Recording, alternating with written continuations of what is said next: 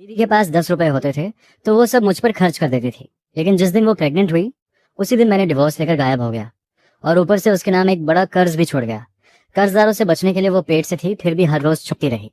कभी पुल के नीचे सोई, कभी कूड़े में से खाना ढूंढा। सब लोग मुझे इंसान का दुश्मन कहते थे, लेकिन सच ये था कि मुझे एक लाइलाज बीमारी थी। 5 साल पहले मैं बीवी से छुपाकर अकेले विदेश इलाज के लिए गया। वहां अचानक तबीयत इतनी बिगड़ी कि मैं बेहोश होकर गिर पड़ा। जब होश आया तो 2.5 साल बीत चुके थे। बीमारी थोड़ी कंट्रोल में है जरूर, लेकिन डॉक्टर ने कहा अगली बार बिगड़ी तो वो आखिरी बार होगी। फिर मैंने किसी से पता लगवाया। पता चला कि मेरे जाने के बाद बीवी और बेटी ने बहुत तकलीफ झेली और वो दोनों मुझसे नफरत करती हैं। मैं बहुत सोचता रहा, फिर डिसाइड किया कि उनकी शांत जिंदगी में दोबारा नहीं जाऊंगा, क्योंकि मैं तो वैसे भी किसी भी वक्त जा सकता था। अगले 3 साल दर्द भरे इलाज के बीच मैंने अपना बचा हुआ वक्त लगाया और एक बड़ा बिजनेस खड़ा किया। मेरी चुपचाप मदद से आज मेरी बीवी लियोरू यान एक बड़ी स्टार बन चुकी है। 4 साल में उसने 99 गाने रिलीज किए और हर गाना हिट रहा। आज पूरे देश के बड़े मीडिया वाले म्यूजिक लोग, यहाँ तक कि शहर के मेयर भी यहाँ बैठे थे, सब सिर्फ एक चीज के लिए, लियोरू यान का 100वां गाना आज लॉन्च होने वाला था। वो एक ऐसी स्टार थी जो 4 साल पहले बिल्कुल नहीं थी, साफ स्लेट की तरह। आज तक फैंस और मीडिया को बस उसका नाम पता था, बाकी कुछ नहीं। उसकी बैकग्राउंड को लेकर इंटरनेट पर इतनी बातें थीं कि वो देश के टॉप 10 मिस्ट्रीज में आ गई थी और आज वो खुद अपनी स्टोरी बताने वाली थी। इवेंट की जगह से थोड़ी दूर एक छोटे से कमरे में एक 30 साल से ज्यादा उम्र का आदमी बैठा था। चेहरा बिल्कुल पीला पड़ा हुआ था।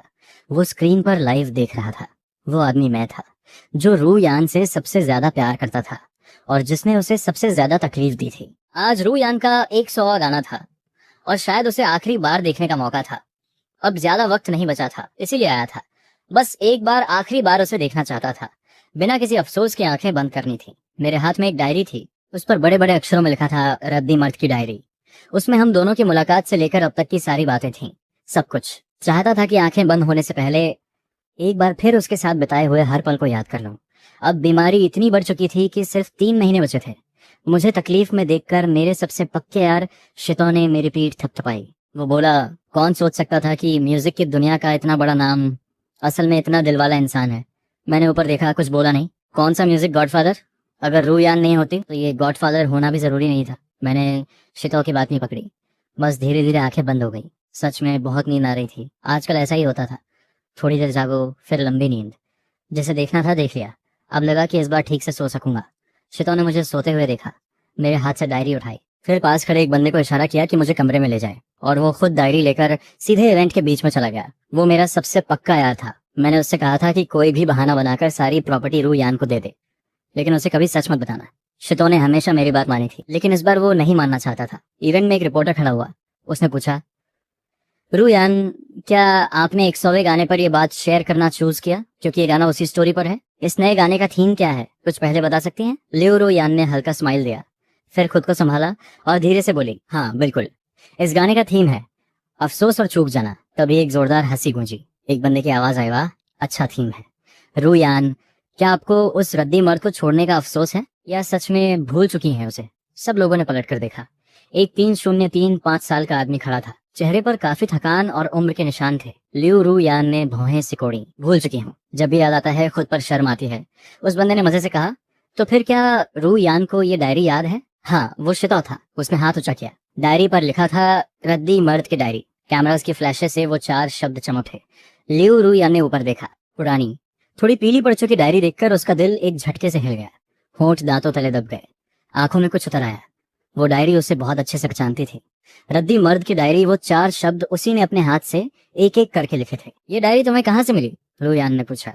आवाज में एक हल्की सी जल्दी थी। उसके मन में बहुत सारे सवाल थे। शितो ने उसका सवाल इग्नोर किया और डायरी का पहला पेज खोला। धीरे से पढ़ने लगा। तुमने कहा था पटाखों की रोशनी अच्छी लगती है पर उनका बुझ जाना तकलीफ देता है। तो मैं चाहता हूँ कि रात भर आसमान में रोशनी रहे ताकि तुम उसे जाते ना देखो। तुमने कहा था तारों भरा आसमान कितना सुंदर है। मैं कहता हूँ वो आसमान तुम्हारी वजह से रोशन है। शितो ने बड़े प्यार से पढ़ा। बहुत खूबसूरत शब्द थे। लियोरू यान वहीं ठिठकी खड़ी रही। उसने पूछा, क्या उसने तुम्हें भेजा है? शितो ने स्माइल किया। तुम क्या चाहती हो? रू यान चुप रही। शितो को परवाह नहीं था। वो बोला, अगर जाना चाहती हो तो टेरेस पर आओ, मैं वहां हूँ। शितो ने इतना कहा और बिना पलटे निकल गया। उसे पूरा यकीन था कि रू यान आएगी, लेकिन रू यान वहीं खड़ी रही। दिल डर रहा था, घबराहट थी। क्या ये जो सच में ऊपर है? जाना चाहती थी पर सामना करने की हिम्मत नहीं थी। 5 साल में कितनी बार सोचा था अगर वो मिला तो क्या होगा, लेकिन आज ऐसे आज नहीं सोचा था। रूयान मत जाओ, भूल गई वो कैसे तकलीफ देकर गया था। रूयान की सबसे पक्की सहेली, जो अब उसकी मैनेजर भी थी, लिंग यू, उसे रोकने लगी। अगर इस दुनिया में कोई जानता था कि रूयान ने 5 साल कैसे काटे, तो वो लिंग यू थी। रूयान का दिल हिला। लिंग यू की बात सुनकर 5 साल की सारी तकलीफ एक साथ उमड़ आई। 5 साल बाद अब आया है, पहले कहाँ था। रूयान ने एक पल लिंग यू को देखा, फिर उसे हाथ से इशारा किया कि सब ठीक है मून, मैं जा रही हूँ। मैं खुद उस रद्दी मर्द को बुरा हाल देखना चाहती हूँ, फिर उसे खूब सुनाऊंगी। अब कोई दया नहीं, बस गुस्सा है। ये कहकर रूयान बाहर निकल गई। पीछे लिंगयू और बाकी सब भी चल दिए। इवेंट के सारे मीडिया वाले भी साथ हो लिए। ये मौका कोई नहीं छोड़ना चाहता था। रूयान सबसे आगे थी और सीधे टेरेस पर पहुंची। ऊपर पहुंचते ही जो दिखा उससे वो जैसे जम गई।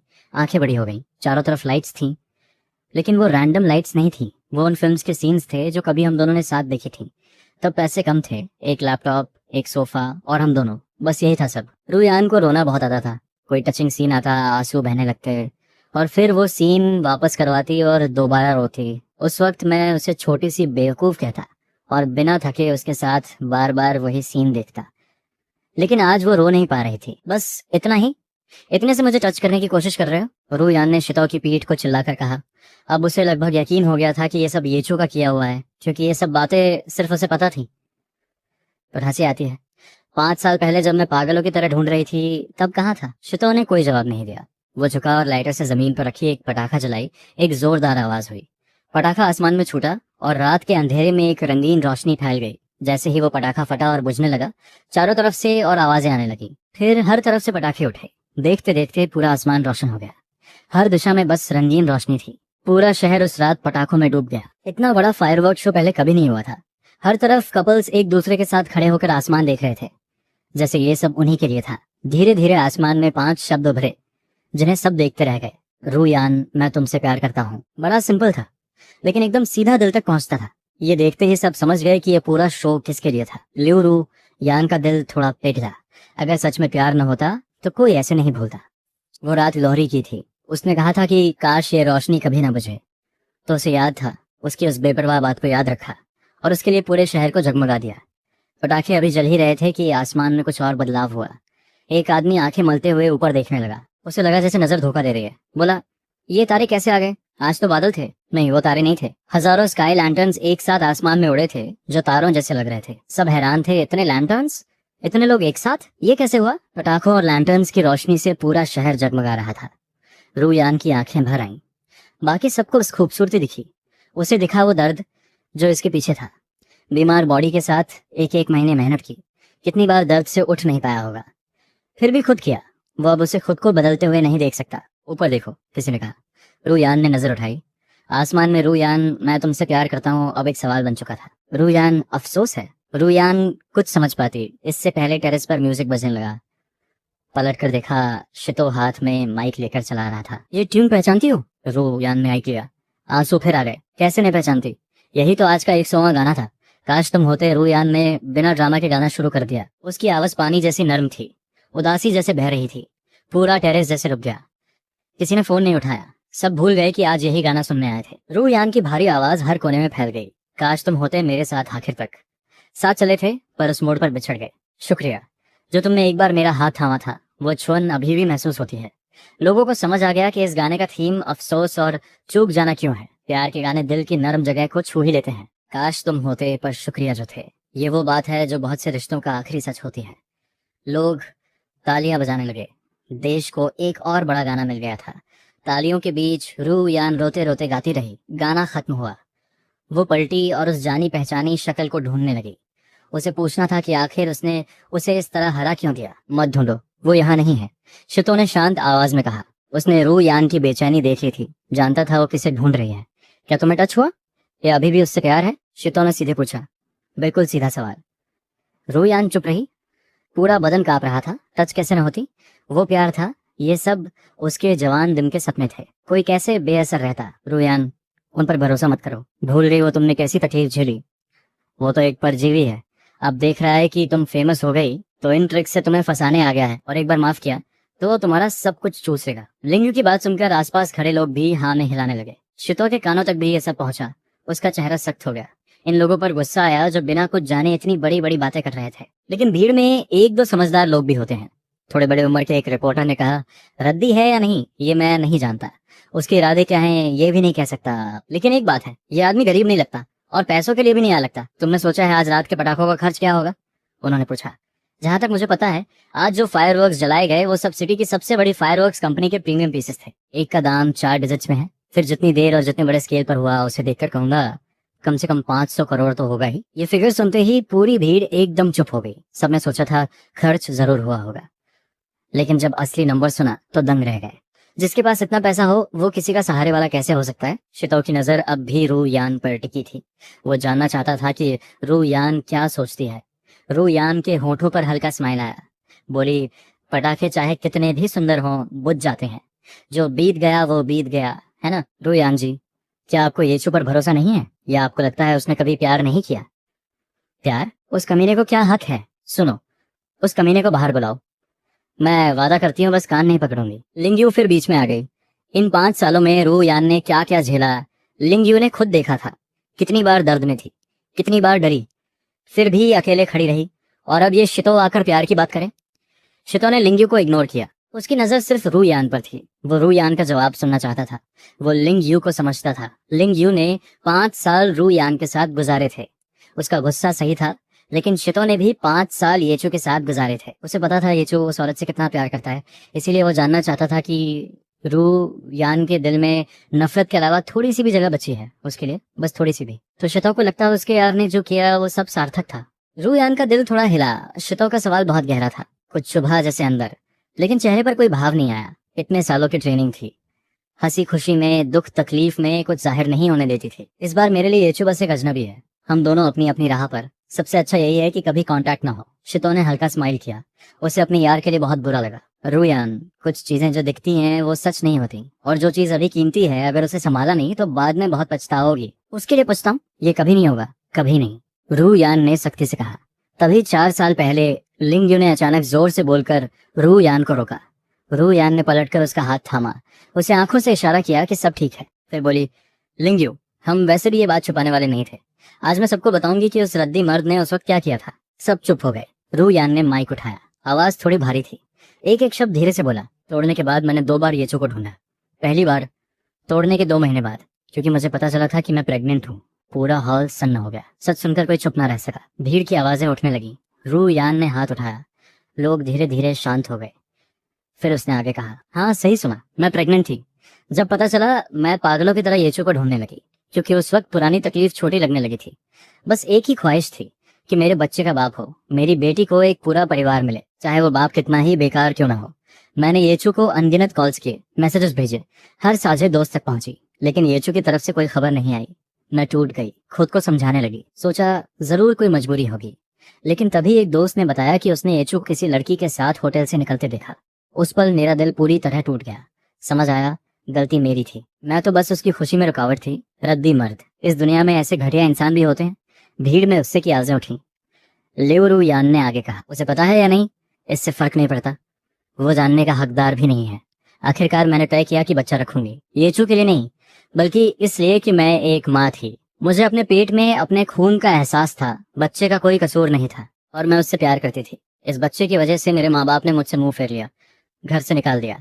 अगर लिंगयू ने ना संभाला होता तो शायद मैं और मेरी गुओ गुओ कहीं सड़क पर भूखी मर जाती। ये सुनकर लोगों का दिल भर आया। रूयान ने शितो की तरफ देखकर कहा, तुम कहते हो उसने 10 करोड़ खर्च किए सिर्फ मुझे खुश करने के लिए? जानते हो मुझे क्या लग रहा है?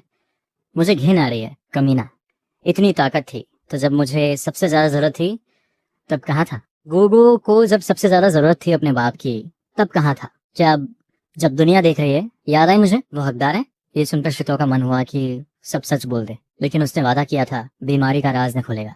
ये उसकी आखिरी सीमा थी, इसलिए बस इतना कहा, जब तुमसे अलग हुआ तब येचू उतना केपेबल नहीं था। लेकिन ये बात कितनी कमजोर लग रही थी। पैसे नहीं थे, सिर्फ पैसों की बात है। मुझे लगता है प्यार भी नहीं था, रूयान ने ठंडे लहजे में कहा। उसे अपनी बेटी से कोई प्यार नहीं था। नहीं, येचू को गोगो से बेइंतहा प्यार था। जब भी उसका जिक्र किया चेहरा खिल जाता था। तुम ऐसा नहीं कह सकती, शितो थोड़ा बेचैन होकर बोला। अच्छा, तो फिर दूसरी बार जब मैं ढूंढने गई तब क्या हुआ? लिवरू यान ने शांत आवाज में पूछा, लेकिन होठ कसे हुए थे। गुस्सा साफ दिख रहा था। घर से निकाली गई थी, कोई ठिकाना नहीं था। लिंगयू की मदद से बच्चे की डिलीवरी हुई, लेकिन उसी वक्त एक बुरी खबर आई। गुगु को जन्म से खून की कमी थी। ब्लड वॉल्यूम कम था, तुरंत ट्रांसफ्यूजन चाहिए था। जांच हुई तो पता चला गुगू का ब्लड ग्रुप बहुत रेयर था। हॉस्पिटल में वो ब्लड था नहीं, हमारे खानदान में भी कोई नहीं था। उस वक्त सिर्फ एक इंसान था जो गोगो को बचा सकता था, वही तथाकथित बाप। जानते हो उस वक्त हालात कितने खराब थे। रू यान की आवाज भारी हो गई। वो पल अभी तक नहीं भूला था। डॉक्टर ने कहा था अगर सही ब्लड नहीं मिला तो गोगो 48 घंटे से ज्यादा नहीं जिएगी। रू यान की आंखें भर आईं। लिंगयू ने पीछे से उसे थाम लिया, पीठ थपथपाई, बोली हो गया, सब बीत गया, हम दोनों अब ठीक है ना। रू यान ने खुद को संभाला। लिंगयू को देखकर हाँ में सिर हिलाया। जब उसने दोबारा सामने देखा, चेहरे पर दुख नहीं था, सिर्फ एक ठंडापन था। उस वक्त मैंने पागलों की तरह येचू को ढूंढा। हर वो जगह गई जहाँ वो हो सकता था। हर उस इंसान से पूछा जो उसके बारे में कुछ जान सकता था। यहाँ तक कि उस लड़की के पास भी गई जिसके साथ वो होटल में था। मेरा कोई और मकसद नहीं था, बस एक गुजारिश थी, मेरी बच्ची को बचा दो। मैं कुछ भी करने को तैयार थी। उस वक्त वो कहाँ था जब मैं उसके पुराने ऑफिस के बाहर घुटनों पर बैठी थी, लोग उंगलियां उठा रहे थे। वो कहाँ था जब मेरी बेटी की जिंदगी खतरे में थी। वो कहाँ था। रू यान की आवाज ऊंची होती गई। आखिर में लगभग चीख हो गई। कई लोगों की आंखें भर आईं। कोई सोच नहीं सकता था कि एक नई माँ जो अभी डिलीवरी से उठी हो, वो सड़क पर घुटने टेके खड़ी हो। रू यान ने खुद को शांत किया, धीरे से बोली, अगर हॉस्पिटल को आखिरी वक्त वो ब्लड नहीं मिलता तो गोगो आज यहाँ नहीं होती, और उसके बाप ने एक बार भी अपनी बेटी को देखा तक नहीं। वो हकदार है। इतने सालों बाद ये सब मैं दोबारा बताना नहीं चाहती थी। आज बताया सिर्फ इसलिए कि तुम उसे एक मैसेज दे सको।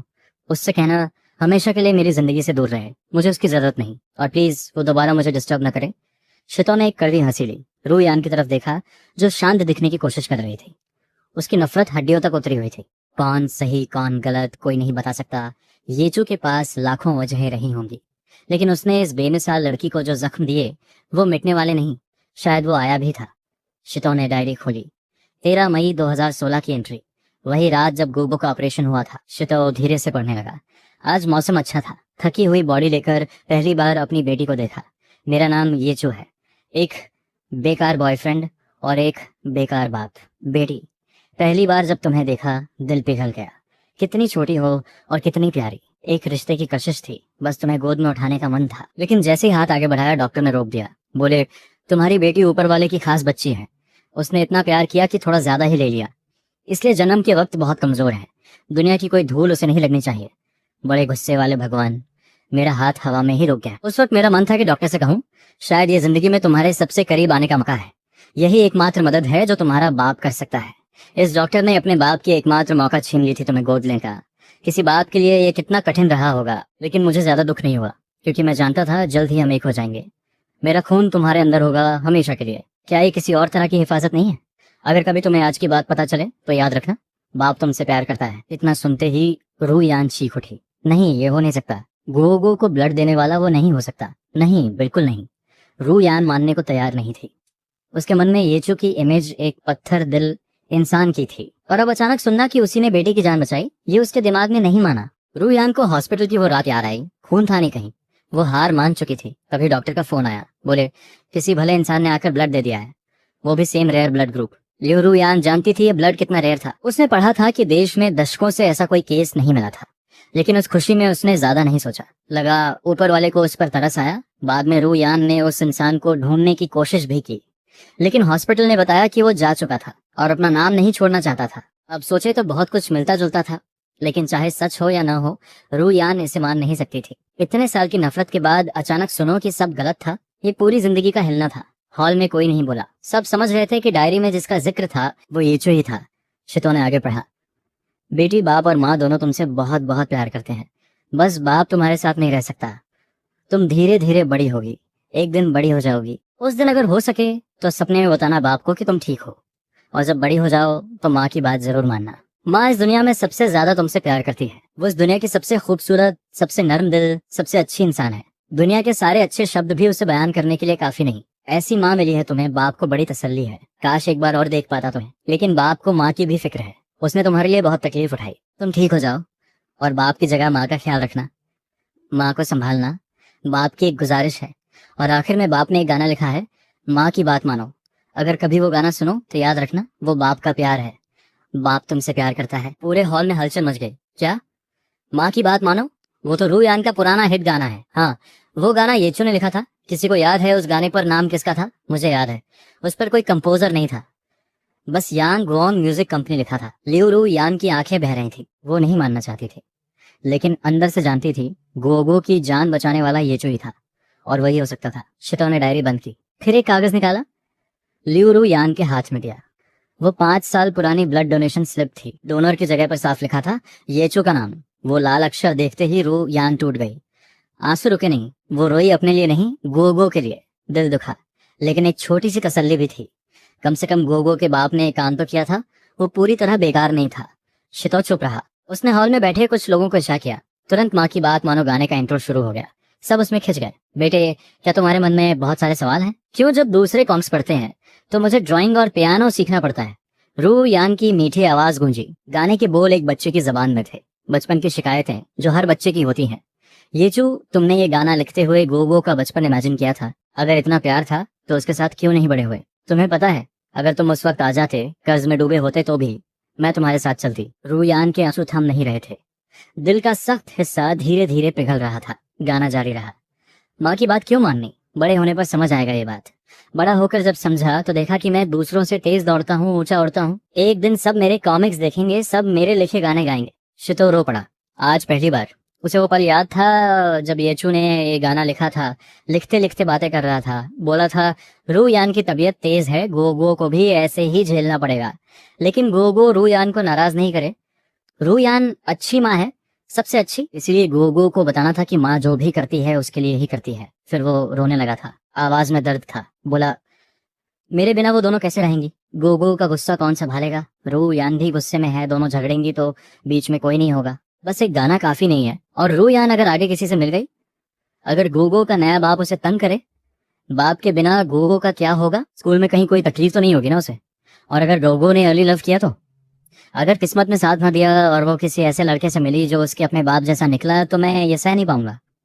स्टोन को याद है, वो पहली बार था जब उसने रुयान की बातों को बोरिंग नहीं समझा। एक एक लफ्ज में एक बाप का दर्द था जो प्यार करना चाहता था पर कर नहीं सकता था। रुयान को चोट लगी, पर क्या ये क्यू को ज्यादा नहीं लगी? रुयान तो अपनी बेटी के साथ पूरी जिंदगी रह सकती है, पर ये क्यू। वो सॉन्ग खत्म हुआ और बहुत लोग अभी भी उसमें डूबे हुए थे। किसी ने धीरे से कहा, क्या हमने ये क्यू को गलत समझा? रुयान की आंखों से आंसू बह रहे थे, मेकअप बिखर चुका था और वो बेहद नाजुक लग रही थी। उसके दिल का सबसे मुलायम हिस्सा फिर से हिल गया था। पर ये च्यू, वो अभी कहाँ है? लियो रुयान ने आंसुओं भरी नजरों से स्टोन को देखते हुए पूछा। स्टोन ने मुंह खोला, कुछ कहना चाहा, पर लिनयुए ने बीच में ही रोक दिया। रुयान, इनकी बातों में मत आना, ये सब इनके झूठे बोल हैं। अगर वो सच में तुमसे प्यार करता था तो पहले क्यों नहीं बोला? और मान भी लो कि गोगो को खून देने वाला वही था, तो ये उसकी जिम्मेदारी थी। अपनी जिम्मेदारी पूरी करके तुम्हें इम्प्रेस करना ये हास्यास्पद नहीं है क्या? ये तो बस ये क्यों ही कर सकता है। लिन यूए ने स्टोन को ठंडी नजरों से देखते हुए कहा, क्या मैं सही कह रही हूँ इस बारे में सर? अगर कोई इंसान 100 बुरे काम करे और फिर एक अच्छा करे तो क्या वो बुरा नहीं रहा? और वैसे भी गोगो उसकी बेटी है, तो ये क्यों का ये सब करना जरूरी नहीं था क्या? लिन जुए के सवालों पर स्टोन बस मुस्कुरा दिया, कोई जवाब नहीं दिया। जरूरी था?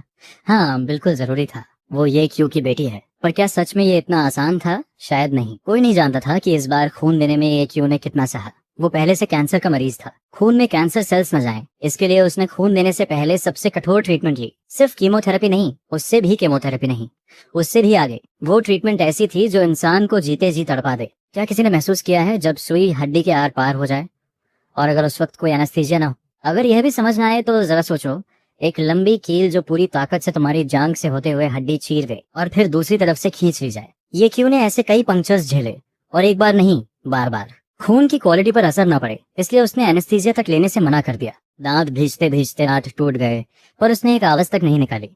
उसने कहा था, मेरा खून साफ होना चाहिए, मेरी बेटी की नसों में एक भी गंदगी नहीं जानी चाहिए। न जाने कितनी बार ये सब सहा उसने। जब डॉक्टर ने आखिरकार कहा कि उसका खून नॉर्मल इंसान से भी ज्यादा हेल्थी है, तब ये क्यों बस मुस्कुरा दिया। मुंह खून से भरा था, पर हंसी चेहरे पर थी।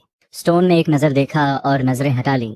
देख नहीं सका। बाप का प्यार कितना भी बड़ा हो, कोई इतना दर्द कैसे सह सकता है? खून देने के बाद ये क्यू का शरीर बहुत कमजोर हो गया। वो फिर कभी चल नहीं सका। 5 साल, जिंदगी के आखिरी 5 साल सिर्फ व्हील चेयर पर। इसीलिए जो लोग सच नहीं जानते वो बैठे बैठे बातें ना बनाए। ये क्यू ने ये सब अपनी डायरी में कहीं भी नहीं लिखा। शायद उसे सच में लगता था ये उसकी जिम्मेदारी थी। दूर एक छोटे से कमरे में एक क्यू व्हील चेयर पर बैठा धीरे धीरे होश में आया। हाल में वो बहुत जल्दी थक जाता था, कभी भी नींद आ जाती थी। वो जानता था ये मौत के आने का इशारा है। आंखें खुली तो सामने स्क्रीन था। उसने पहले से यह सब अरेंज किया था। ये फायरवर्क शो रुयान को उसकी आखिरी गिफ्ट थी। वो उसके सामने नहीं आ सकता था, पर रुयान की खुशी देखना चाहता था, इसीलिए पहले से कैमरा लगवाया था ताकि वो खुद अपनी आंखों से देख सके। लगता है सब खत्म हो गया, उसने स्क्रीन को देखते हुए खुद से कहा, और फिर रिप्ले शुरू की। शुरू से देखना था उसे पूरा। रुयान का सपना था फायरवर्क्स, वो उसकी खुशी देखना चाहता था। वीडियो शुरू हुई। शुरू में वो मुस्कुरा रहा था, पर कुछ ही मिनट्स में उसकी मुस्कान रुक गई। फायरवर्क्स खूबसूरत थे, आसमान जगमगा रहा था, पर उसका दिल घबरा गया। स्क्रीन पर स्टोन डायरी उठाए पढ़ रहा था। ये देखते ही उसकी आंखें फैल गईं, दिल बेचैन हो गया। स्टोन, ये कैसे हो सकता है? वो घबरा कर बोला। हाथ इधर उधर फोन ढूंढने लगे। ये सब रोकना होगा। रुयान को सच नहीं पता चलना चाहिए। अगर रुयान को सब पता चल गया और वो खुद अब यहाँ नहीं रहा, तो इस जिद्दी लड़की को कितनी तकलीफ होगी। ये सोचकर हाथ और कांपने लगे। ऊपर से कंबल भी गिर गया। फोन जमीन पर जा पड़ा। झुक कर उठाना चाहा, पर झुक ही नहीं सका। पास खड़े अटेंडेंट ने झट से उठाकर उसके हाथ में दे दिया। उसने कॉन्टैक्ट्स खोले। स्टोन को कॉल करना था, रोकना था उसे। सब कुछ बता देना ठीक नहीं था। इंसान चला जाए तो गलत फहमियां भी साथ चली जाएं, यही बेहतर है। पर कांपती उंगलियां डायल नहीं कर पाई। दिल में एक घबराहट उठी और अचानक आंखों के सामने अंधेरा छा गया। वो बेहोश हो गया। स्क्रीन पर स्टोन का नाम खुला था, कॉल नहीं हो पाई। पास के डॉक्टर ने फौरन मुझसे चेक करना शुरू किया। काफी देर बाद राहत की सांस ली। ऊपर टेरेस पर स्टोन थोड़ा रुक गया था, समझ नहीं आ रहा था आगे बोले या नहीं। तभी उसका फोन बजा। एक नजर देखा और तेज कदमों से कोने में चला गया। कॉल उठाई। स्टोन ने कुछ नहीं कहा, बस चुपचाप सुनता रहा। 2 मिनट बाद उसने बस इतना कहा, समझ गया, और कॉल काट दी। उसका चेहरा और भी ठंडा हो गया था। पहले वो सोच रहा था आगे बोलूं या नहीं, पर अब उसे अपने दोस्त की ज्यादा फिक्र थी। स्टोन की नजर लियो रुयान पर टिक गई। क्या तुम भी यही मानती हो कि उसने तुमसे प्यार नहीं किया? स्टोन ने सीधे पूछा। पर क्या तुम भूल गई रिलेशनशिप खत्म करने की शुरुआत तुमने की थी, जिसे तुम स्काउंडल कहती हो? वो ये क्यों? उसने तुम्हारे साथ कोई गलत काम किया था क्या? तुम दोनों के बीच जितनी बार भी अलगाई हुई, हर बार पहल तुमने की। और ये क्यों? क्या उसने कभी कुछ ऐसा किया जो इस रिलेशनशिप के खिलाफ हो? स्टोन के सवाल से पूरी भीड़ चौंक गई। सबके चेहरों पर हैरानी थी। रुयान एक पल के लिए रुक गई। स्टोन सही कह रहा था, हर बार पहल उसी ने की थी। पर क्या ये सब उसकी गलती थी? रुयान कुछ कहती उससे पहले लिंगुए बीच में आ गई। बकवास बंद करो। ये क्यों ने क्या क्या किया, रुयान अच्छी तरह जानती है। अगर उसने दिल नहीं तोड़ा था तो इतना प्यार करने वाली लड़की अलग क्यों होती? झूठ बोलना बंद करो, स्टोन ने ठंडे लहजे में कहा। कौन है जो सच उलट रहा है? मैं उस वक्त रुयान के साथ था, सब देखा है मैंने। लिंगुए की आंखों में आग थी। मैं भी उस वक्त ये क्यों के साथ था, स्टोन बोला। और मैं पूरे यकीन से कह सकता हूँ कि ये क्यों ने कभी कुछ ऐसा नहीं किया जो इस रिलेशनशिप को नुकसान पहुंचाए। उसने पूरी जान लगाई थी इसे बचाने में, पर आखिर में मिला क्या? बस अलग हो जाते हैं कि 2 लफ्ज। स्टोन को उस पर जरा भी तरस नहीं आ रहा था, क्योंकि उसकी वजह से उसका दोस्त उस तकलीफ में गिरा था। रुयान ने थोड़ा तंज से हंसते हुए कहा, तुम उसके साथ थे तो क्या उसने तुम्हें बताया था कि उसने क्या किया था? जानता है वो मैंने अलग होने का फैसला क्यों किया। रुयान का दिल भर आया और मन उस रात में चला गया। 5 साल पहले की। रुयान धीरे धीरे बोलने लगी। 5 साल पहले की वो रात, पहली बार मैंने शराब पी थी। उस नशे में मैंने वो फैसला लिया जो मैं बहुत पहले से लेना चाहती थी। ये क्यों के बार बार इग्नोर करने पर, कोल्ड बिहेवियर पर और दूसरी लड़कियों के साथ उसकी क्लोजनेस पर मैंने फाइनली रिलेशनशिप खत्म करने का मन बना लिया। सोच लिया सच में उससे अलग होना है। 5 साल पहले की बेस्ट फ्रेंड, आज की मैनेजर लिंगयुए ने गंभीरता से पूछा। लियू रुयान ने हाँ में सिर हिलाया और एक बड़ा घूंट बियर का भर लिया। आंसू खुद ब खुद बह निकले। ये मेरा और ये क्यू का दूसरा ब्रेकअप था, और आखिरी भी। शायद पहली बार ही अलग रहना चाहिए था। पहले जब हमारा झगड़ा हुआ था तो माँ ने डर के मारे फटाफट शादी के लिए रिश्ते देखने शुरू कर दिए। उसी दौरान कुछ हुआ जो दिल में कांटे की तरह चुभ गया। मैंने सोचा था बस माँ को खुश करने के लिए फॉर्मेलिटी निभा लूंगी, पर जब वो लड़का सामने आया तो मेरा दिल टूट गया। 3 दिन पहले ही जो मेरा एक्स था वो हाथ में रोज लेकर धीरे धीरे मेरे सामने बैठ गया। वो थोड़ा नर्वस लग रहा था, हाथ कहाँ रखे समझ नहीं आ रहा था। उसकी पहली बात थी, इत्तेफाक से मिले हैं तो नए सिरे से जान पहचान करते हैं। मेरा नाम ये क्यों है, और बस हम फिर एक हो गए।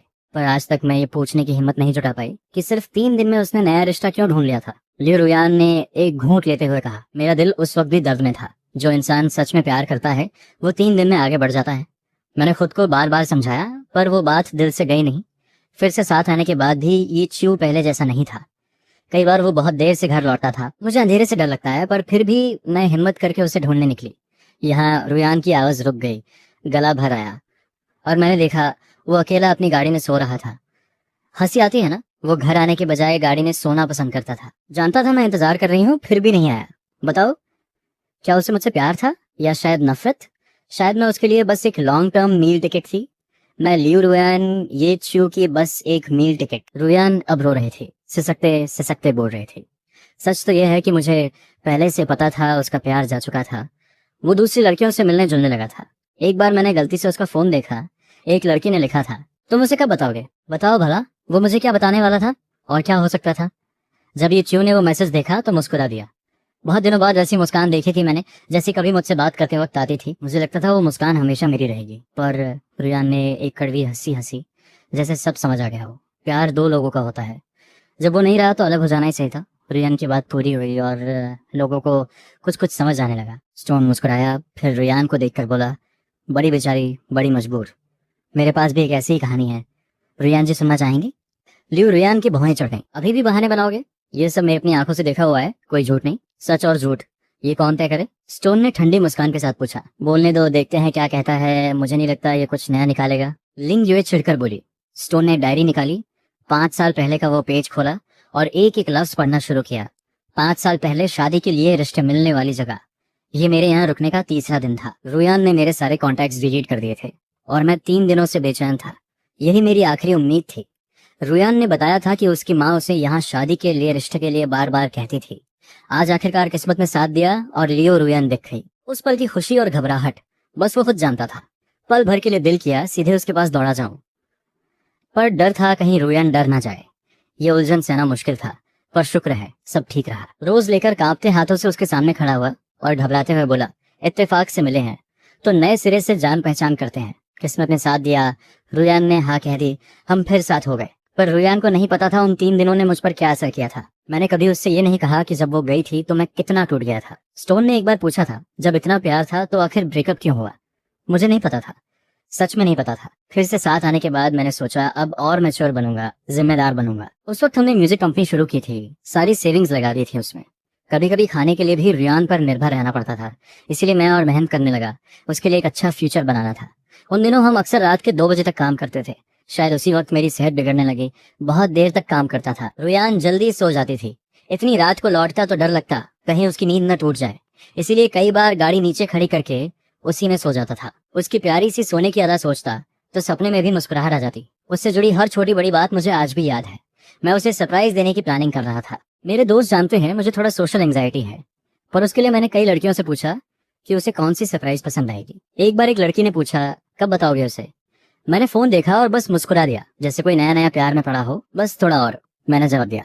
जैसे ही कॉन्सर्ट की टिकट्स मिल जाएं, उसे गाना बहुत पसंद था। कॉन्सर्ट देखकर वो खुश हो जाती। पर कॉन्सर्ट के साथ साथ मेरा एक और प्लान था, उसे प्रपोज करना। एक फ्यूचर देना चाहता था उसे। इस प्रपोज के लिए मैंने बहुत तैयारी की थी। सबसे रोमांटिक तरीके से बताना था उसे कि मैं उससे प्यार करता हूँ। पर मुझे क्या पता था, जिस दिन मैं प्रपोज करने वाला था उसी दिन वो ब्रेकअप करने वाली थी। जैसे ऊपर वाले ने ये सब पहले से लिख दिया हो। ये सुनकर सब हैरान रह गए। अचानक लोगों को डायरी के इस इंसान से थोड़ी हमदर्दी होने लगी। ये क्यों का उस वक्त का दर्द शायद वो पूरी तरह नहीं समझ सकते थे, पर अंदाजा लगा सकते थे। जब सबसे ज्यादा प्यार हो और उसी पल वो चला जाए, ये दर्द बेहद क्रूर होता है। स्टोन आगे पढ़ने लगा। मुझे लगा अब मैं काफी मैच्योर हो गया हूँ, उसे बेहतर लाइफ दे सकता हूँ। अब शादी का वक्त आ गया था। उस दिन मैं एक बड़ा गुलदस्ता लेकर उसके पीछे से आया, सबसे बड़ी सरप्राइज देने वाला था। पर कितनी अजीब बात है, लगभग एक ही साथ मैंने कहा शादी करोगी मुझसे, और उसने कहा अलग हो जाते हैं। रोजे जमीन पर गिर गए जैसे कोई अंतिम संस्कार हो, और बस हम दो अलग अलग रास्तों पर चल पड़े। स्टोन ने पढ़ना बंद किया। एक बार फिर पूरा माहौल चुप हो गया। लिउ रुयान बस ठगी सी खड़ी थी। उसे समझ नहीं आ रहा था ये सच माने या नहीं। इतने सालों में उसने खुद को बार बार यही समझाया था कि ये क्यों ने कभी प्यार नहीं किया, सब खेल था। और आज कोई कह रहा था कि ऐसा नहीं था। ये कैसे स्वीकार करे? ये सब खुद गढ़ी हुई कहानी हो सकती है, खुद को अच्छा दिखाने के लिए। अगर वो सच में इतना अच्छा होता तो रुयान अलग क्यों होती? लेन्युए ने कहा, पर आवाज में पहले जैसी दमदारी नहीं थी। हर डिटेल लगभग एक जैसी है, पूरी कहानी एक जैसी है। कोई इतनी परफेक्ट स्टोरी तुरंत नहीं बना सकता। पर सोचो, इसमें लॉजिक नहीं है। अगर रुयान ने गलत समझा था तो ये क्यों ने एक्सप्लेन क्यों नहीं किया? ये सब बताना कितना मुश्किल था? बिल्कुल नहीं। तो फिर इसे डायरी में लिखा, सिर्फ खुद को अच्छा दिखाने के लिए। लिन्युए ने पूरे यकीन के साथ कहा। स्टोन ने होंठ भींचे, कुछ नहीं बोला।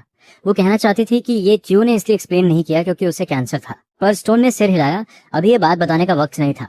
उसकी चुप्पी देखकर लिन्युए और एग्रेसिव हो गई। बोलो क्यों नहीं? जवाब नहीं है। चाहे जो कहो, ये क्यों एक स्काउंड्रल था, ये नहीं बदलेगा। रुयान ने कितना सहा उसकी वजह से। और गोगो ने, क्या तुम्हें पता है जब रुयान प्रेग्नेंट थी तब?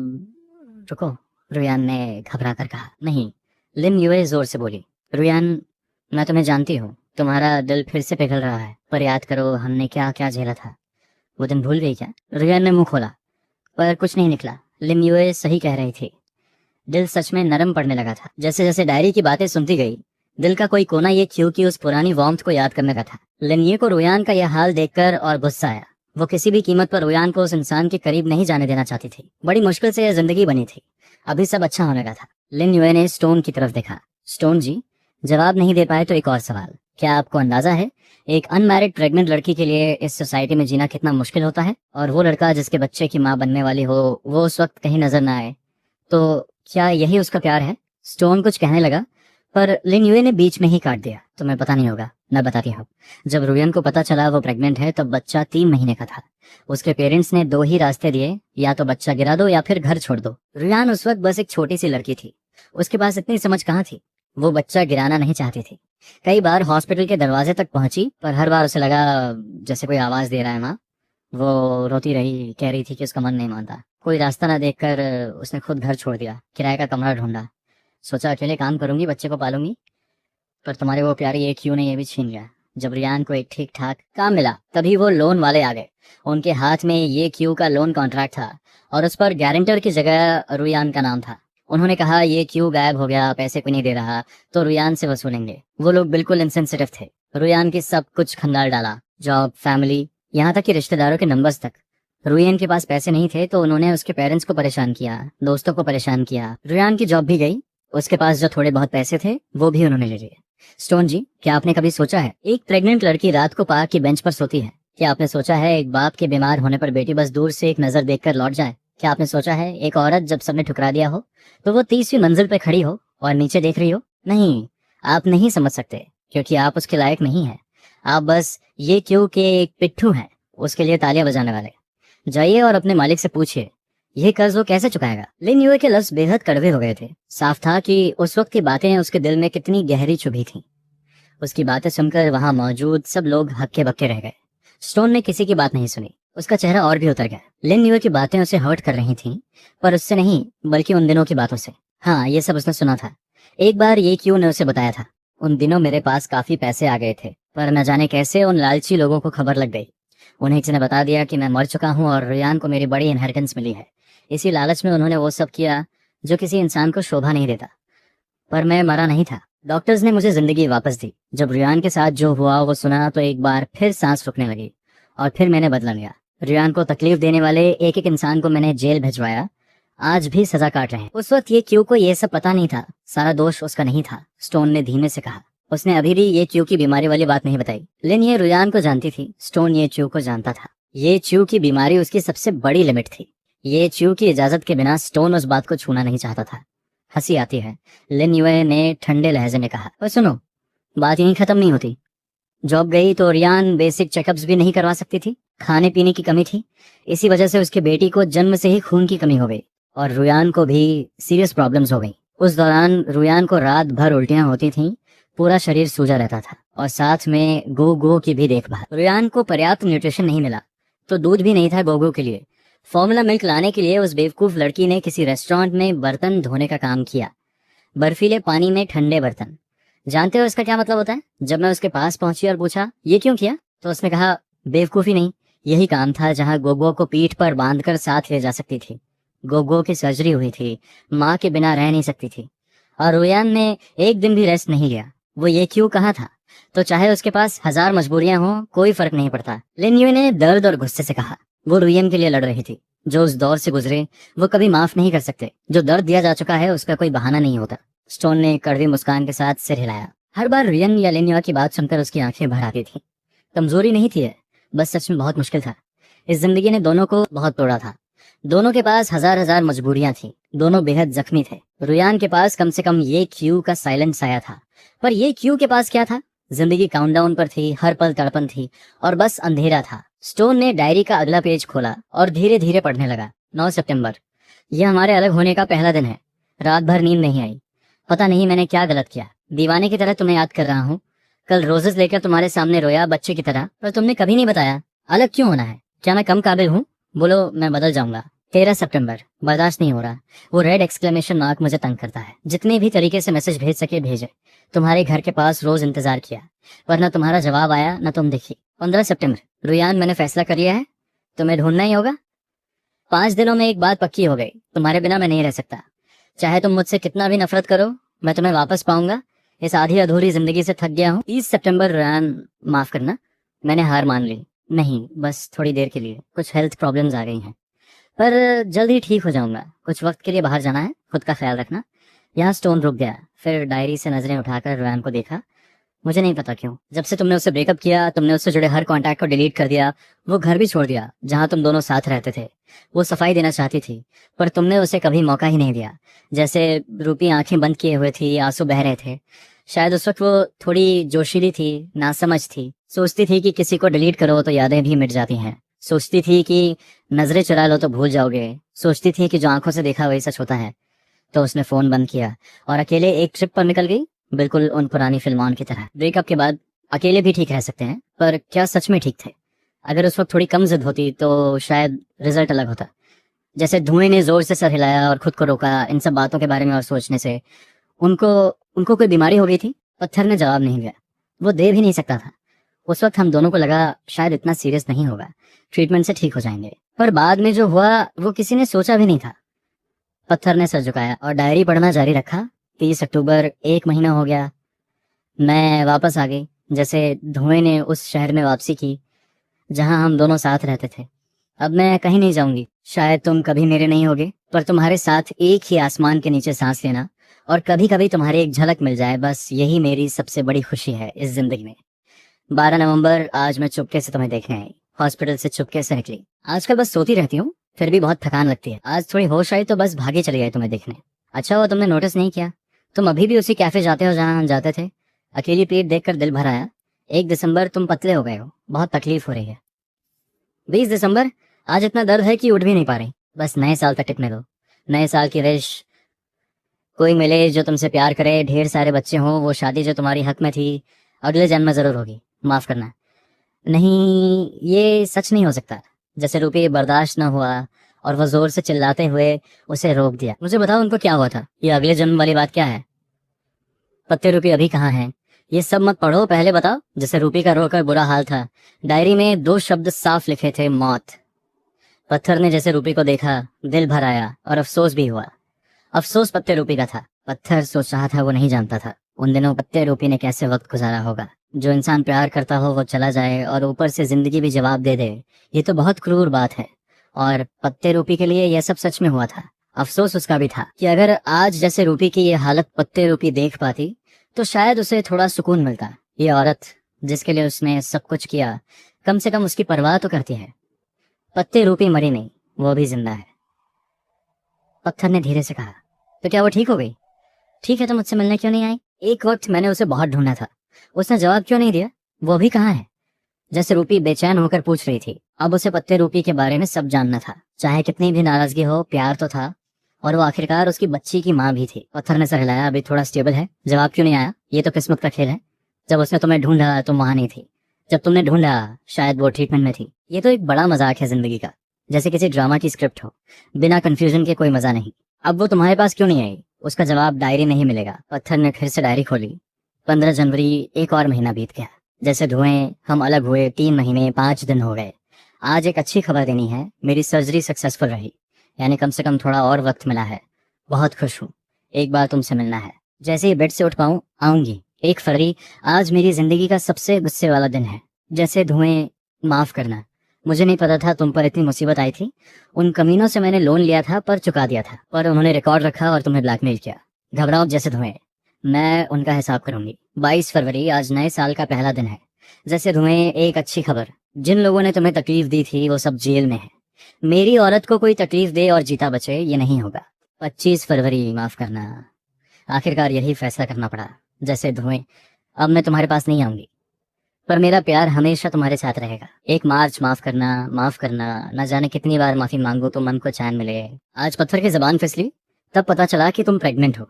मैं सच में बहुत बड़ी बेवकूफ हूँ। जैसे धुएं, दिल करता है एक बार देखूं हमारा बच्चा कैसा दिखेगा। 22 मार्च, जैसे धुएं, एक राज बताऊं, आज जो जॉब इंटरव्यू हुआ जिसमें तुम सेलेक्टेड हुई वो मैंने ही अरेंज किया था।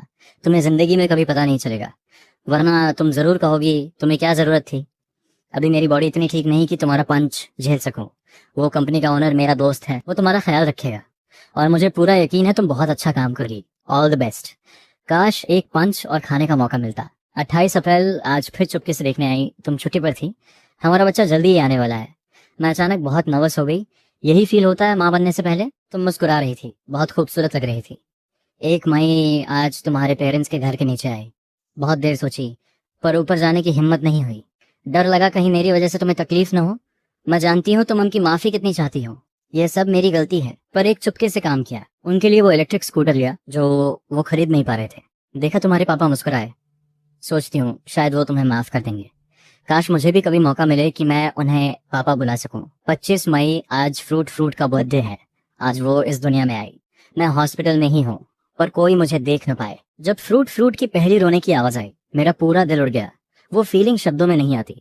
लगा जिंदगी आगे बढ़ी। मेरी सबसे प्यारी औरत के साथ अब एक और प्यारी इंसान आ गई। पर तुम चिंता मत करो, जैसे धुएं तुम हमेशा पहले नंबर पे रहोगी। 27 मई ऊपर वाले ये क्या किया? क्या मुझे अकेली पर इतना दुख काफी नहीं था? अब मेरी बच्ची को क्यों? फ्रूट को जन्म से ही एनीमिया है, ये सुनकर मेरी दुनिया हिल गई। वो इतनी छोटी है, इतनी प्यारी है, ये दर्द उसे क्यों क्यों? 1 जून जैसे धुएं आज के बाद शायद बहुत दिन डायरी नहीं लिख पाऊंगी, क्योंकि आज मेरा खून फ्रूट के बॉडी में जाएगा। अब जब भी तुम उसे गोद में लो तो शायद थोड़ा सा मुझे गले लगाने जैसा फील हो। एक लंबी चुप्पी, जैसे रूपी रो रो कर बेहाल थी, कुछ भी रुक नहीं रहा था। वो कहाँ है? उसने तुम्हें ये सब पढ़वाने क्यों भेजा? वो ठीक तो है ना? जैसे रूपी सच में जानना चाहती थी। जैसे रूपी अब तुम्हें ऑनेस्टली बोल सकती है, नफरत नहीं है। डायरी में 22 मार्च लिखा था। याद है उन दिनों फ्रूट आने वाली थी। मैंने जॉब ढूंढने का सोचा भी नहीं था। उस दिन अचानक किसी ने कॉल किया इंटरव्यू के लिए। मुझे लगा शायद पहले कहीं रिज्यूम भेजा होगा। आज मानी गई और हैरानी की बात हो गया। एक प्रेग्नेंट अकेली माँ जो जल्दी ही मैटरनिटी लीव पर जाने वाली थी, उससे कोई रखेगा? अब समझ आया ये सब तुमने किया था। पत्थर ने कुछ और कहना चाहा पर रुक गया। उसने जो कहने वाला था वो दबा लिया। वो ठीक है, शायद ये सब तुम्हें कभी नहीं बताना चाहती थी, पर मुझे लगा कुछ बातें तुम्हें पता होनी चाहिए। पत्थर ने सर झुकाया और डायरी फिर खोली। 11 सितंबर। सोचा नहीं था 3 महीने और निकल गए। लगा था शायद टिक नहीं पाऊंगी, पर फिर भी आगे बढ़ी। यह सब तुम्हारी और फ्रूट की वजह से हुआ। जब भी हार मानने का मन किया तुम दोनों याद आ गई। बस तुम्हारे साथ रहना है सनराइज से सनसेट तक। फ्रूट को बड़ा होते देखना है, चाहे एक दिन ही हो। 22 सितंबर। कमीनी, मैं सच में बड़ी कमीन हूँ। जैसे धुएं आज तुम्हें देखा।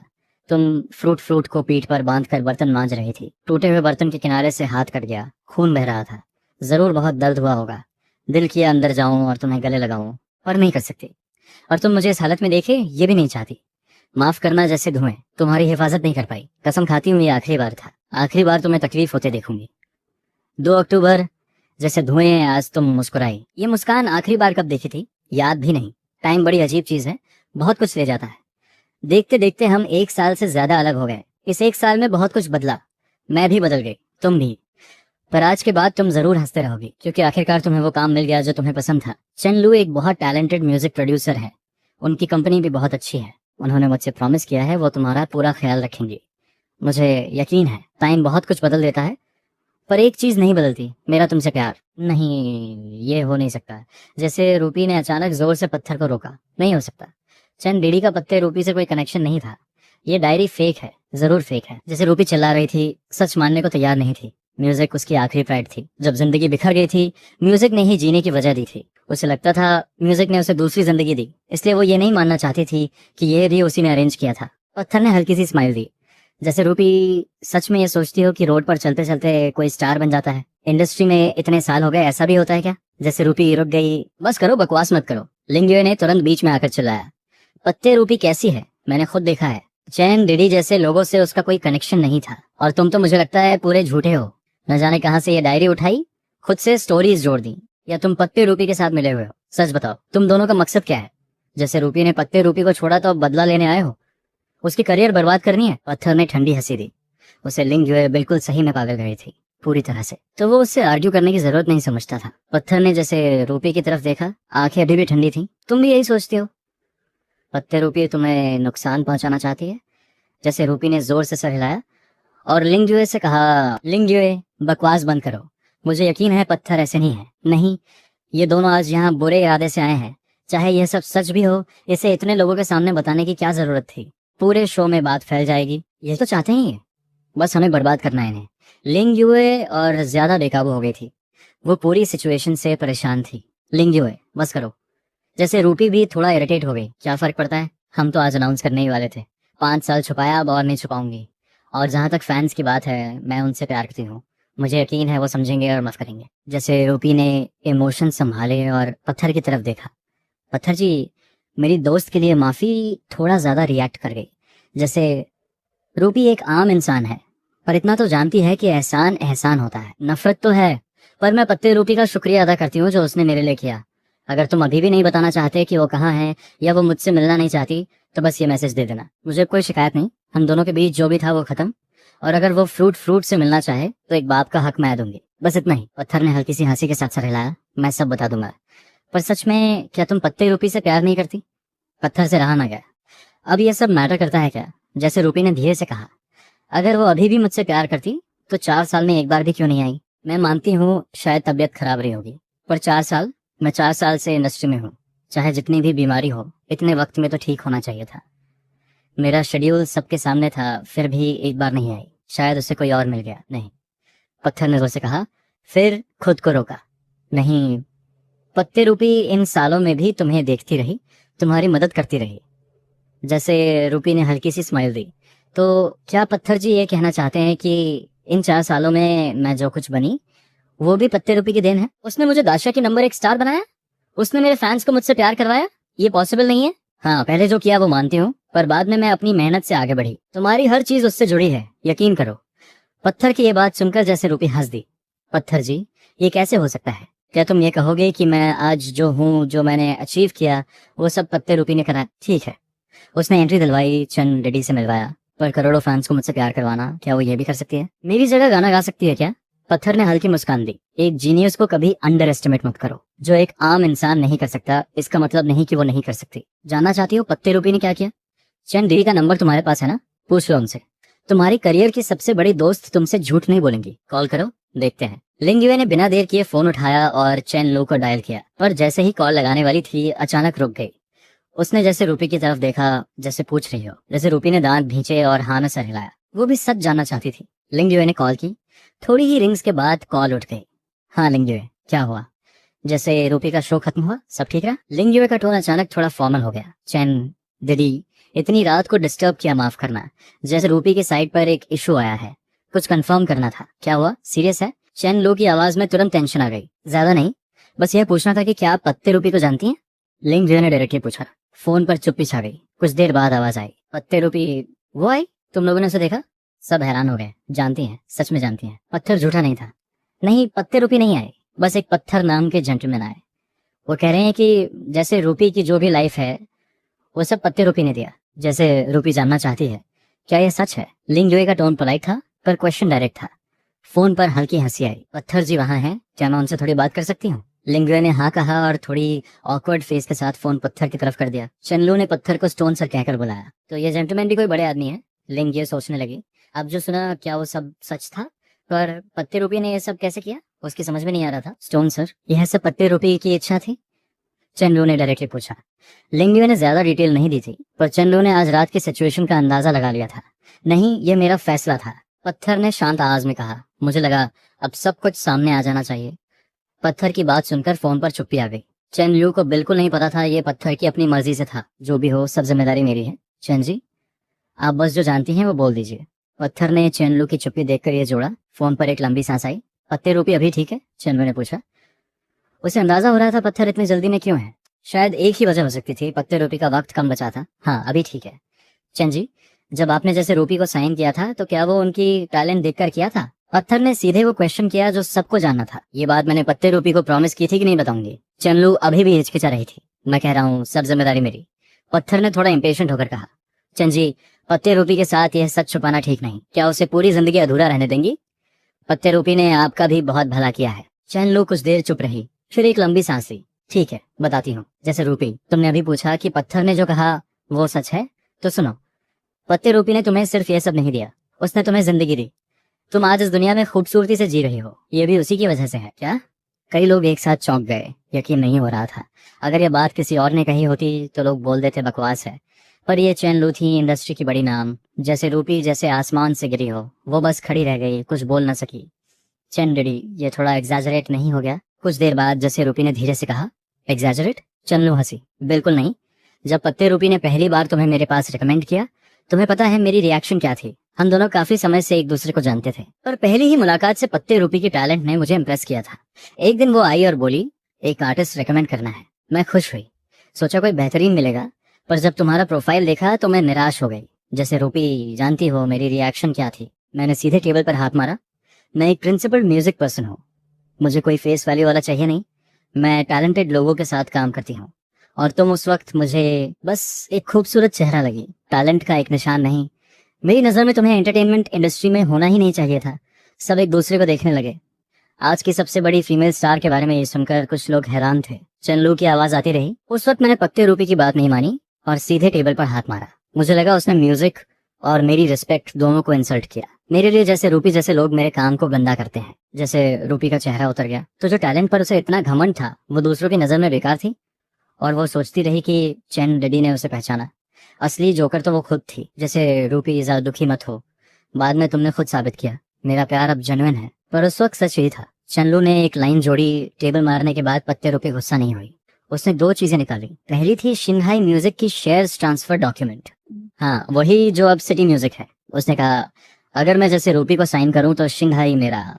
उस वक्त शिंघाई ज्यादा फेमस नहीं था, पर वैल्यू करोड़ों में थी। पत्ते रूपी हमेशा की तरह जनरस थी, पर मैंने मना कर दिया। हैरान हो?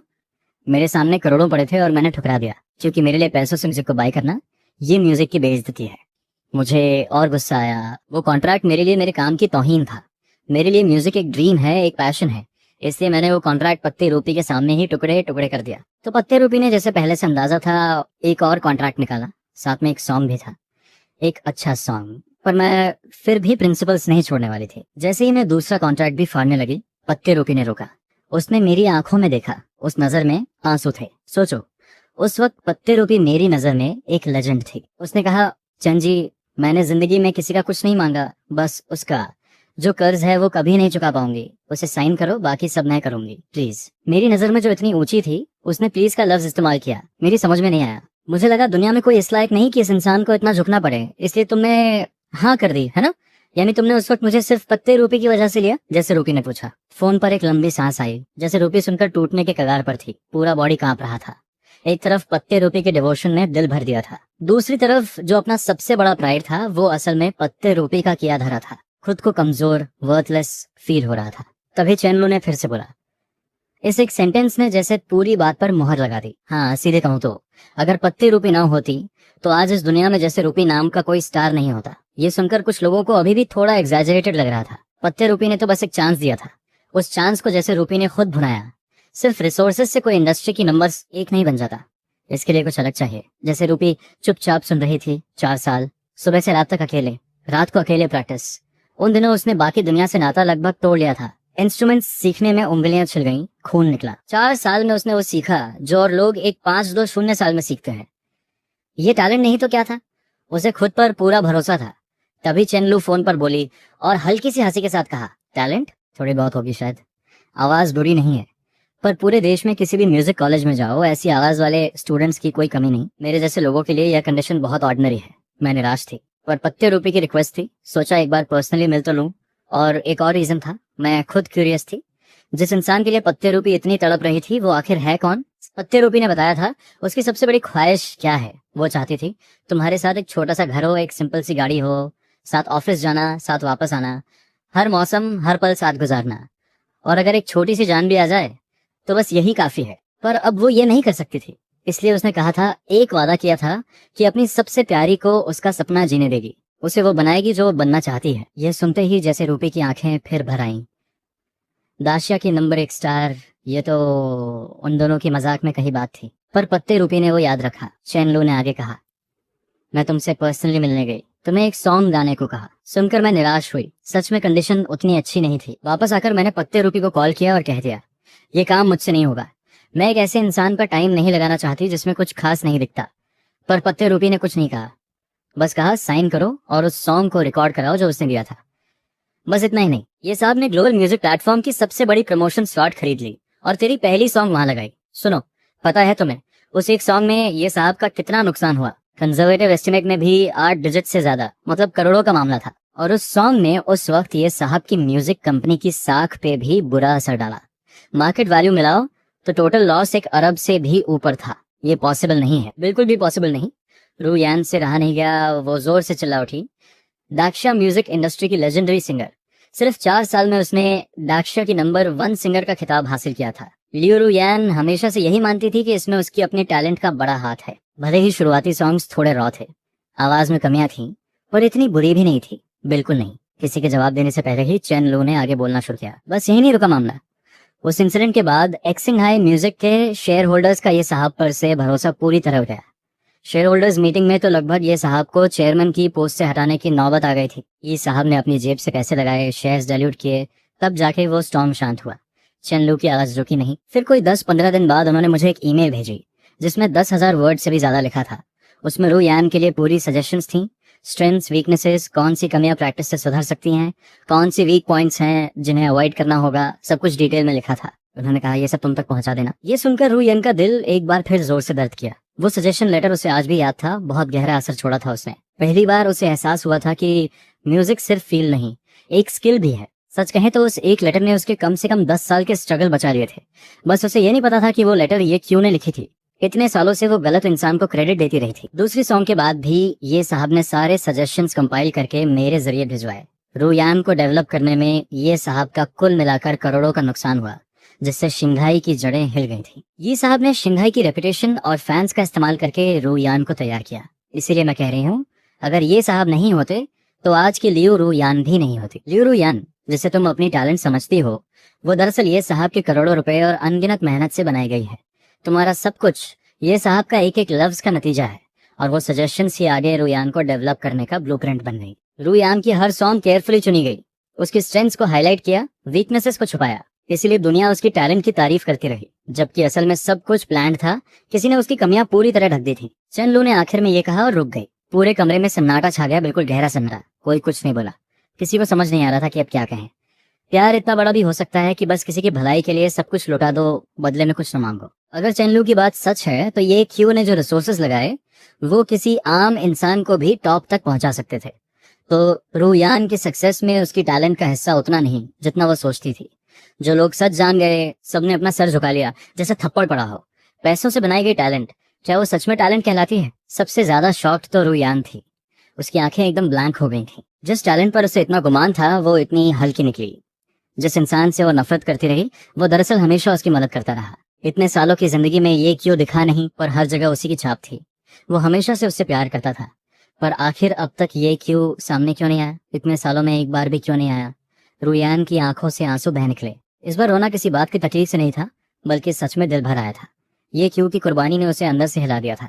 कमरे में बाकी लोग भी चुपचाप भर आए। शायद हर किसी को अपना कोई पुराना पल याद आ गया जब किसी ने बेहिसाब प्यार किया हो। इसी भारी खामोशी में धीरे धीरे एक म्यूजिक बजने लगी। लोगों ने पहचान लिया, ये रूयान का एक और सैड लव सॉन्ग था। जैसे ही इस सॉन्ग का नाम जहन में आया, सबको जैसे जवाब मिल गया।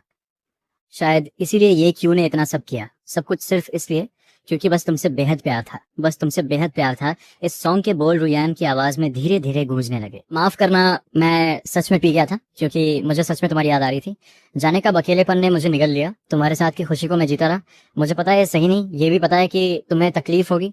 बस अब खुद को तुम पर निर्भर नहीं करना चाहता था। वो धीमी गहरी आवाज जैसे दोनों की कहानी सुना रही हो और साथ ही खुद को समझा रही हो कि प्यार मत करो। क्या ये क्यू के दिल की आवाज थी? बहुत लोगों के मन में अचानक यही ख्याल आया, तो क्या ये क्यू भी रात के सन्नाटे में करता था? किसी को इतना याद करता था कि सहन न हो? क्या वो भी चाहता था कि इस दर्द से आजाद हो जाए? क्या शराब में डुबोकर रूयान को भूलने की कोशिश करता था? रूयान के आंसू थमने का नाम नहीं ले रहे थे। ये सॉन्ग उसकी अपनी कहानी भी तो थी। वो खुद भी न जाने कितनी रातें अकेले आसमान को देखते गुजारता, आंखें बंद करने से डरता, बस इस डर से कि कहीं ये क्यों सपने में ना आ जाए।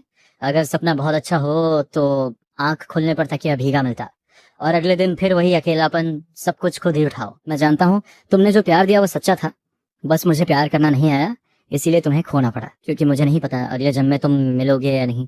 इसलिए इस जन्म में मैंने पूरी कोशिश की अपना सब कुछ तुम्हें दे दूं। प्यार करते करते दुश्मनी हो गई, हमारा प्यार दम घुटने लगा।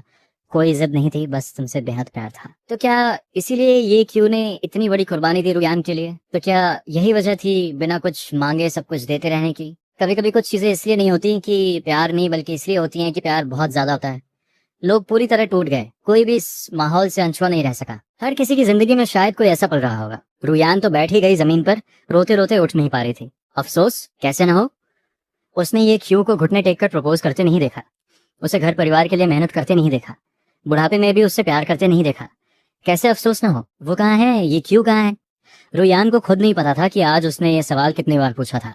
उसे समझ नहीं आ रहा था ये क्यू अब तक सामने क्यों नहीं आई। शितो की बात के हिसाब से उसकी हेल्थ में कुछ सुधार होना चाहिए था। इतना कमजोर भी नहीं होता कि एक मुलाकात भी मुमकिन न हो। फिर वो क्यों नहीं आई? अगर वो वापस आए तो क्या तुम उसके साथ रह पाओगी? चनलू ने उसके सवाल का जवाब नहीं दिया, बल्कि उल्टा उससे ही पूछ लिया। ये सुनकर रुयान जैसे जमीन पर खड़े खड़े जम गई। सच में अगर वो वापस आए तो क्या वो पहले जैसा पूरी तरह उससे प्यार कर पाएगी? क्या वो दोनों पहले जैसे हो सकते हैं? वो तकलीफ भरे दिन जिनसे वो बड़ी मुश्किल से निकली थी। 5 साल रुयान ने सब कुछ लगा दिया, हर वो तरीका अपनाया जो किसी को नहीं पता था, बस भूलने के लिए। कितनी रातें गिलास उठाकर पुरानी यादों को अलविदा कहा, खुद से कहा चाहे जितना प्यार हो पीछे नहीं जाऊंगी। बस यही सोचती रही कि किसी तरह दिल भर जाए और नई शुरुआत हो सके। आखिरकार उसने अपना सारा हौसला खो दिया, दिल पूरी तरह थक गया। अब प्यार करना मुमकिन नहीं लगता था। और अब ये क्यों वापस आ गई, कह रही है कि इन 5 सालों में चुपचाप उसे देखती रही। ये क्या है, ये कैसे चलेगा? वो सोचती है कि ये सब फील गुड मोमेंट्स लेकर आ जाओ, खुद को अच्छा लगे और जो तकलीफ दी वो माफ हो जाए।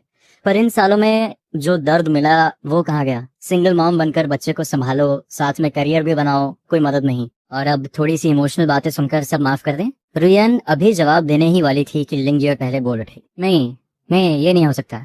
लिंगयुए चिल्लाई।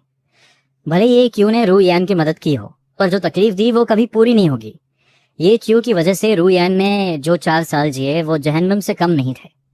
उस वक्त रुयान के पास एक पैसा नहीं था, गोद में छोटा बच्चा था, और उन दिनों वो इतनी कमजोर हो गई थी, हड्डियां दिखने लगी थी। पहले से ही नाजुक थी और इस हालत में तो और भी टूट गई। कई बार तो सीधे काम के बीच में गिर पड़ी। ये क्यू की वजह से रुयान और उसके माँ बाप के बीच रिश्ता लगभग टूट गया। लियो साहब को बड़ा सेल्फ रिस्पेक्ट था, दुनिया की परवाह करते थे, और उनकी बेटी ने बिना शादी के बच्चा पैदा किया और रखने का भी फैसला किया। तुम्हें पता है उनके यहाँ ऐसी लड़की को क्या कहते हैं? बदचलन। इससे रुयान की नजर घर वालों के सामने हमेशा के लिए झुक गई, और जो पड़ोसी बचपन से जानते थे वो भी उंगलियां उठाने लगे। ये सब उसने 5 साल झेला, पूरे 5 साल। किसी मजबूत मर्द के लिए भी यह सहना मुश्किल होता, और वो एक औरत थी। तुम ये क्यों की बातों पर इमोशनल हो रहे हो, पर किसी ने सोचा कि रुयान के लिए कितना मुश्किल था।